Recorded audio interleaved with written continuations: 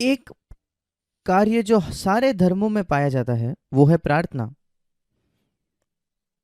ऐसा कोई धर्म नहीं है जो प्रार्थना नहीं सिखाता है। कोई प्रकार का जप करना या कुछ बात दोहराना या परमेश्वर के सामने दलीलें रखना सहायता के लिए।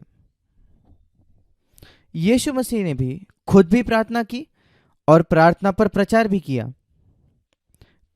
कभी कभी वो पूरी रात प्रार्थना में बिताता था। कई बार वो अकेला होकर प्रार्थना करता था। विशेषकर लूका के सुसमाचार में हम पढ़ते हैं, 4 अध्याय में, 5वें अध्याय में, 6 अध्याय में। ऐसे समय जब वो अकेला होकर प्रार्थना करता था, हमें यह समझना है बिल्कुल स्पष्टता से प्रभु के ही मुंह से यह सीखने के लिए कि वो कैसे प्रार्थना करता था। क्योंकि जब वो प्रार्थना करता था, उसके शिष्यों ने एक बार उसको प्रार्थना करते हुए सुना और उससे कहा, प्रभु हमें प्रार्थना करना सिखा। हमने कभी नहीं सुना किसी को आपके जैसे प्रार्थना करते हुए। एक घनिष्ठता थी उस यीशु मसीह के प्रार्थना में। कई प्रार्थनाएं जो लोग करते हैं वो इतनी औपचारिक होती है। क्या आपने सुना है कैसे मसीह अगुए कभी कभी पुलपिट से प्रार्थना करते हैं? वो अपना आवाज बदल देते हैं, वो बहुत कृत्रिम हो जाते हैं, नकली प्रार्थना करते हैं, एक औपचारिक लेक्चर देते हैं वो परमेश्वर को। और ऐसी ही प्रार्थना शिष्यों ने फरीसियों से सुनी थी आराधनालयों में। बहुत औपचारिक लेक्चर परमेश्वर को दिया हुआ, जैसे पुराने जमाने में लोग राजाओं के सामने जाकर झुककर कुछ पढ़ते थे वैसे। पर इस प्रकार यीशु मसीह प्रार्थना नहीं करता था। वो एक बच्चे के जैसे प्रार्थना करता था जो अपने पिता से बात कर रहा है। और उसने हमें सिखाया कि हम भी वैसे ही प्रार्थना करें। सबसे अच्छा तरीका प्रार्थना करने का वो ये है कि जैसे आपके बच्चे आपसे बात करते हैं, जो आप उनके माता पिता हो, वो कोई नकली आवाज नहीं लगाते, वो आपका आदर करते हैं, पर वो बिल्कुल खुली तौर पर आपसे बात करते हैं। और इसलिए घनिष्ठता है जो जरूरी है प्रार्थना के विषय में। और मुझे लगा कि हम थोड़ा बहुत देख सकते हैं यीशु मसीह ने खुद प्रार्थना के विषय में क्या सिखाया। क्योंकि उसने जैसे हमें प्रार्थना करना सिखाया, उसका यह अर्थ हो सकता है कि हमें हमारी प्रार्थनाओं में काफी बदलाव लाना पड़ेगा जैसे हम प्रार्थना करते हैं। अगर हम चाहते हैं कि हमारी प्रार्थनाएं प्रभावी हो तो याकूब उसके 5वें अध्याय में एक बहुत अद्भुत वचन पाया जाता है, 16 से 18 में। एक धर्मी जन की प्रभावी प्रार्थना से बहुत कुछ हो सकता है। और इसलिए अगर आप धर्मी हो आपके जीवन में, जैसे हम अपने पिछले सत्रों में देख रहे हैं, उसका क्या अर्थ है, वो पर्याप्त नहीं है। हमें प्रार्थना भी करने की आवश्यकता है और लगातार प्रार्थना करना।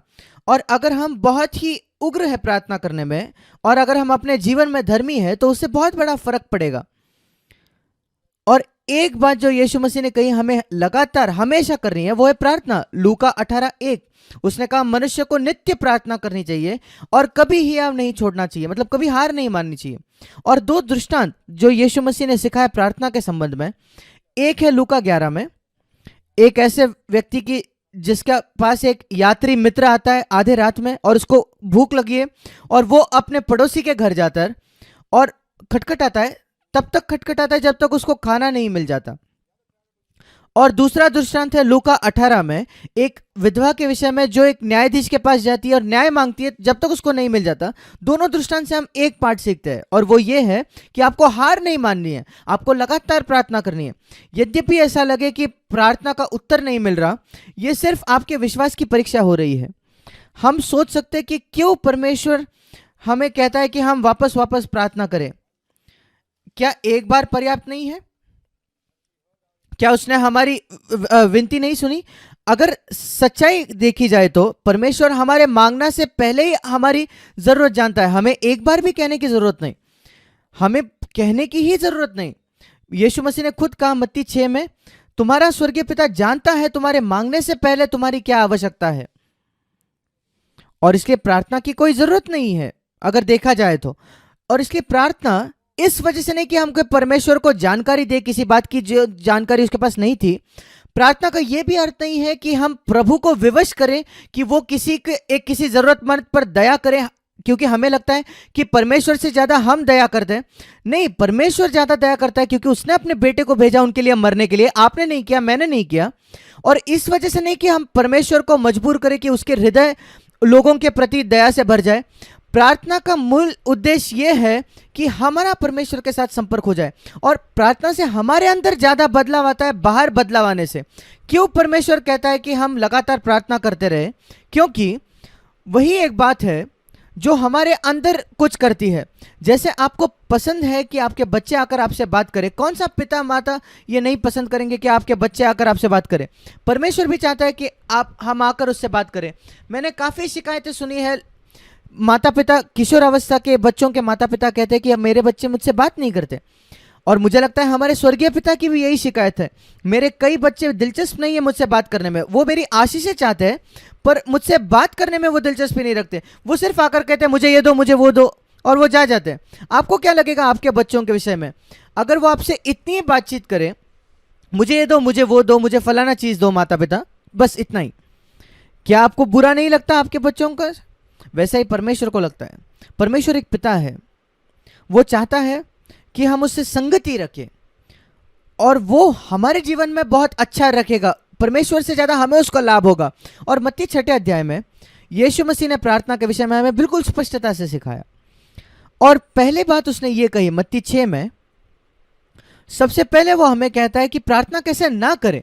ये बहुत ज़रूरी है, ये सीखना कैसे प्रार्थना ना करें, ये सीखने से पहले कि प्रार्थना कैसे करें।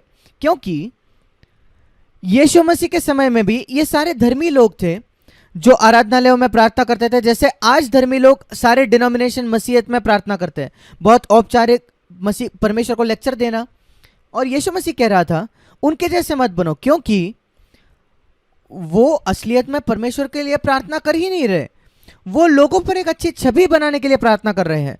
वो लोग इसलिए प्रार्थना करते हैं ताकि लोग सुने। और वो कहता है मत्ती 6 उसके 5वें वचन में, मत्ती 6:5, जब तू प्रार्थना करे तो कपटियों के समान न हो, क्योंकि लोगों को दिखाने के लिए आराधनालयों में, आज हम कह सकते हैं कलीसियाओं में और सड़कों में, मोड़ों पर खड़े होकर प्रार्थना करना उनको अच्छा लगता है, ताकि लोग उनको देखें, लोग उनको सुने। कई प्रार्थनाएं जो मैंने अपने जीवन में सुनी है, किसी भी डिनोमिनेशन में क्यों ना हो, मसीहत में, ज़्यादातर प्रार्थनाएं जो मैंने सुनी है वो ऐसी प्रार्थनाएं इस वजह से की जाती है ताकि लोगों पर अच्छी छवि बने। विशेषकर अगर आप किसी को कहो मसीह सभा के आरंभ में प्रार्थना करने के लिए और बड़ी भीड़ है, तो उसकी पूरी दिलचस्पी यही है कि लोग उसके विषय में अच्छा सोचे। कई बार वो लिख कर लाता है प्रार्थना। क्या आपके बच्चे कोई लिख कर लाते हैं आपके सामने पढ़ने के लिए? और वो कहते हैं कि वो प्रार्थना है? नहीं, वो प्रार्थना नहीं, वो प्रचार कर रहे हैं। सिर्फ नाम के लिए वो कहते हैं कि ये प्रार्थना है। और हम देखते हैं कि मसीह ने इसके खिलाफ चेतावनी दी।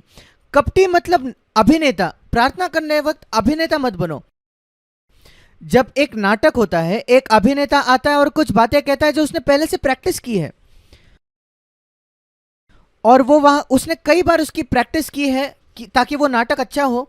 और यीशु कहता है वैसे मत बनो। जब तुम प्रार्थना करने आओ, जब आपके बच्चे आपके पास आते हैं बात करने के लिए, वो प्रैक्टिस नहीं करते, क्या कहते हैं, वो आकर अपने हृदय को खोलते हैं। वैसे ही आप और मुझे जाकर प्रार्थना करनी है अपने स्वर्गीय पिता के सामने। और इसलिए काफ़ी प्रार्थनाएं, मेरा विश्वास है 90% से भी अधिक प्रार्थनाएं जो मसीह कलीसिया में की जाती है नए जन्म पाए हुए मसीहों से, परमेश्वर वो सुनता भी नहीं। क्योंकि सबसे पहले परमेश्वर जानता है कि ये लोग सिर्फ नाटक कर रहे हैं, और वो सिर्फ लोगों पर एक अच्छी छवि बना रहे हैं कि वो कितने अच्छी प्रार्थना करते हैं, कितने भावनात्मक प्रार्थना करते हैं, और वो अपनी आवाज़ को हिलाकर प्रार्थना करते हैं सिर्फ लोगों को मनाने के, प्रसन्न करने के लिए। क्या आपको लगता है परमेश्वर इससे मूर्ख होता है? बिल्कुल नहीं।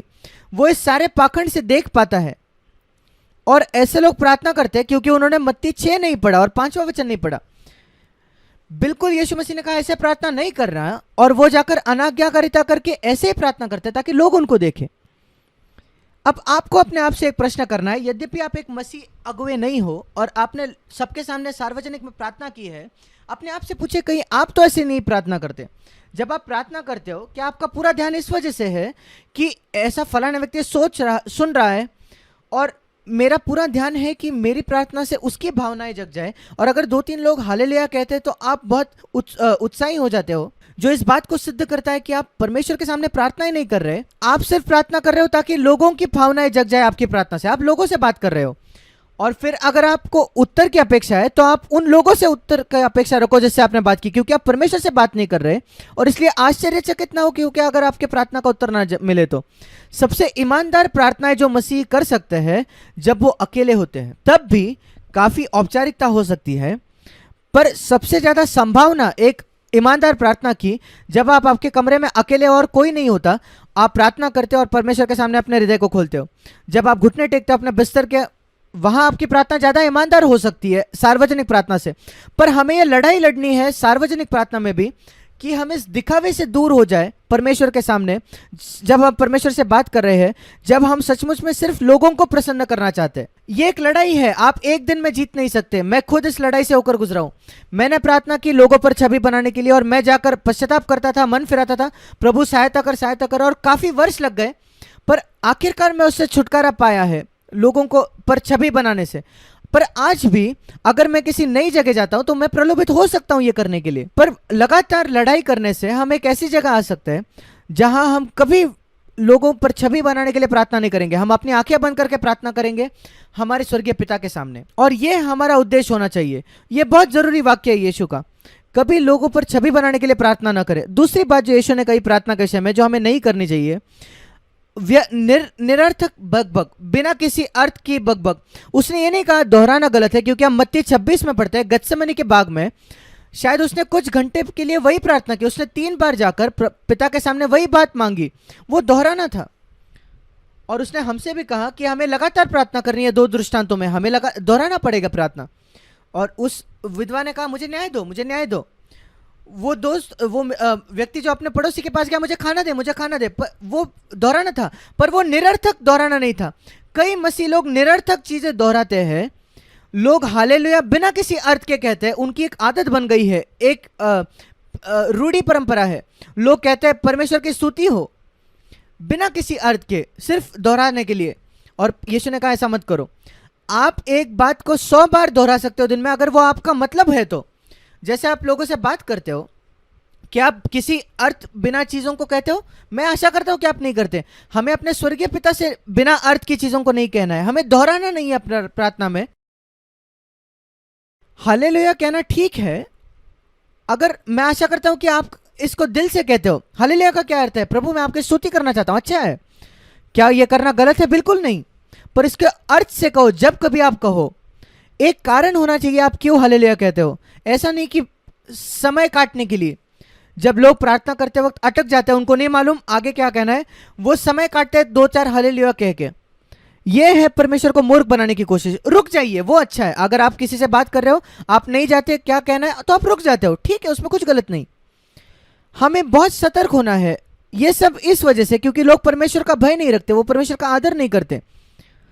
उनको सिर्फ लगता है ये एक बड़ा राजा है। हाँ, वो राजा तो है, पर वो चाहता है कि हम उससे एक पिता की तौर पर बात करें, उसको लेक्चर ना दे। ये दूसरी बात है जो यीशु ने कहे, क्योंकि सारे अन्य जातियां प्रार्थना करते हैं, पर वो निरर्थक बकबक है। और उनको लगता है, ये दूसरी गलती है जो वो करते हैं, उनको लगता है उनके अधिक 7वां वचन, वो समझते हैं उनके बहुत बोलने से उनकी सुनी जाएगी। ये दूसरी बात है जो यीशु ने कहा। पर मैं ये मत सोचना कि परमेश्वर आपकी इस वजह से सुनेगा क्योंकि आप 1 घंटा प्रार्थना करते हो। आप 1 घंटा प्रार्थना करते हो और आपको लगता है परमेश्वर निश्चित मेरी सुनेगा क्योंकि मैंने 1 घंटा प्रार्थना की। मुझे याद है मेरे शुरुआती दिनों में जब मैं समझ रहा था कैसे प्रार्थना करें, मैंने कहा यीशु मसीह पूरे रात प्रार्थना करता था, मैं ऑल नाइट प्रेयर करूंगा। और मैं घुटनों पर आकर रात भर कोशिश कर रहा था प्रार्थना करने की, और लगातार घड़ी को मैं देख रहा था कि सुबह कब आएगी, सुबह कब आएगी, क्योंकि मेरा धीरज की यह परीक्षा थी। आखिरकार जब सुबह आ गई, मुझे लगा हाँ मैंने बहुत बड़ा तीर मार लिया। क्या आपको लगता है ये ऑल नाइट प्रेयर था? नहीं, ये सिर्फ एक वैराग्य की कोशिश थी जिससे कुछ हासिल नहीं होता। ऑल नाइट प्रेयर की जगह है अगर किसी का बोझ हो। प्रार्थना में बोझ जरूरी है। अगर आपके पास बोझ नहीं है तो आप सचमुच प्रार्थना नहीं कर सकते। प्रार्थना एक चक्र है, शुरुआत होती है परमेश्वर से, परमेश्वर आकर हमारे हृदय में एक बोझ देता है, वो आधा चक्र है। जब मैं उस बोझ की प्रार्थना करता हूं, वो चक्र पूरा हो जाता है और मैं जानता हूं कि जवाब मिलेगा क्योंकि बोझ परमेश्वर ने दिया। जब आपका ही बोझ है, तब अगर परमेश्वर का बोझ है तो जरूर उत्तर मिलेगा, आप इसके विषय में सुनिश्चित होगे। पर अगर वो आपकी राय है, आपकी आइडिया है, तो आप निश्चित नहीं हो सकते कि आपको कुछ मिलेगा परमेश्वर की ओर से।